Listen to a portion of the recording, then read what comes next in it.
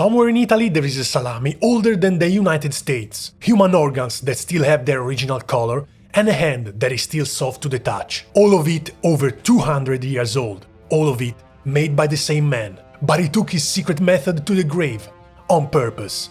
However, he wasn't the only one. During the 1800s, a small group of Italian scientists figured out how to turn human flesh into stone. They petrified entire bodies, organs, faces, and every single one of them burned their notes before they died. Naples, 18th century, Raimondo di Sangro, 7th Prince of San Severo, aristocrat, inventor, Freemason, and according to everyone in Naples, absolutely unhinged. Did I mention that he also invented a waterproof cape, a color printing technique that Europe wouldn't rediscover for decades, an hydraulic carriage, and the legend says a fire capable of burning forever? Thank you. Moving on, the prince had the chapel, the Cappella San Severo, in the center of Naples. Inside this chapel, in a room below ground, he kept two things that made visitors go completely silent. Two human skeletons, standing upright, with their entire circulatory system still attached. Every vein, every artery, spread out around the bones like the most horrifying lace you've ever seen. Normal anatomical models are jointed,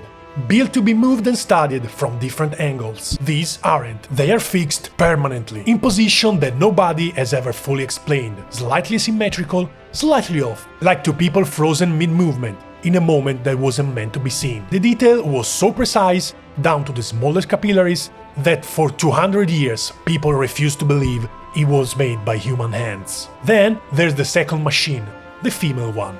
She was pregnant, a fetus, fully preserved inside the vascular system, mineralized, with the same precision of every vein and every capillary, something that should have been impossible to conserve. But at some point, someone stole it. They probably have thought that it would have been a great present for Christmas, but the legend that spread through Naples and never really died was much worse. The prince had two servants, and one day he injected them with a metallic substance while they were still alive, a liquid that flowed through their veins and solidified the moment they died. The arm of the woman went up in a spasm while the liquid was going through her veins, preserving her forever in that disturbing position. But in 2007, a team of researchers finally scanned the machines with electron microscopy and infrared spectroscopy. The verdict: the blood vessels are not real. They are iron wire wrapped in silk, coated in beeswax and natural pigments. Extraordinary craftsmanship, no murder servants. The bones, however, are real. Actual human skeletons treated to stand upright, which raises a completely different set of questions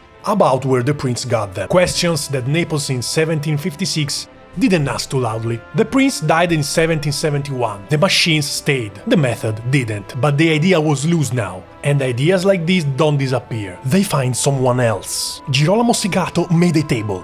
The surface of this table was made of 214 fragments of human organs, all petrified, cut into precise pieces and arranged into a decorative mosaic. He made it as a gift for the Grand Duke of Tuscany. The Grand Duke said, "No thank you." Segato was a naturalist, a cartographer. He traveled to Egypt, studied natural mummification, come back to Florence and spent the next decade in a lab, turning human tissue into mineral matter. Not drying it out like a mummy, actually replacing the biological material with stone compounds. The texture changed, the color stayed. The process worked on everything organic. But at some point while he was working, he became hungry. He looked around and saw a salami, and he thought, you know what, I will turn this into stone. And it worked! The salami is still there, petrified, in the University of Florence in a glass cage. And it's older than most countries! Yes, and the formula died with him. Both of them are still there, the salami and the mystery. Segato died in 1836, but before he died, he destroyed every note, every formula,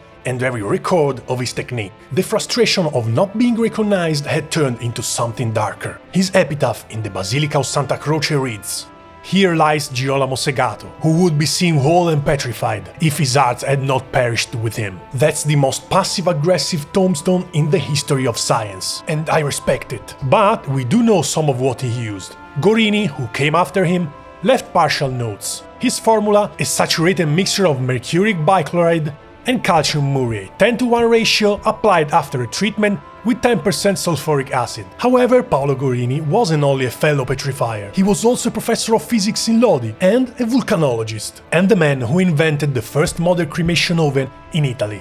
The man who spent his career turning bodies into permanent stone also built the fastest machine to destroy them. He understood both sides of the equation better than anyone. And unlike every other man on this list, he actually wanted to share what he knew. Preserve the great men of the nation. Teach anatomy without cadavers rotting mid-lesson. Make the science available to everyone. He was the only one of the four with a genuinely generous impulse. Then he turned the founding father black. In 1872, the newly unified Italian state called him for a big problem. Giuseppe Mazzini, founding father, symbol of the nation, the man whose face was going to represent Italian democracy for generations, had just died. But someone had the idea of preserving his body for posterity. Gorini did his best.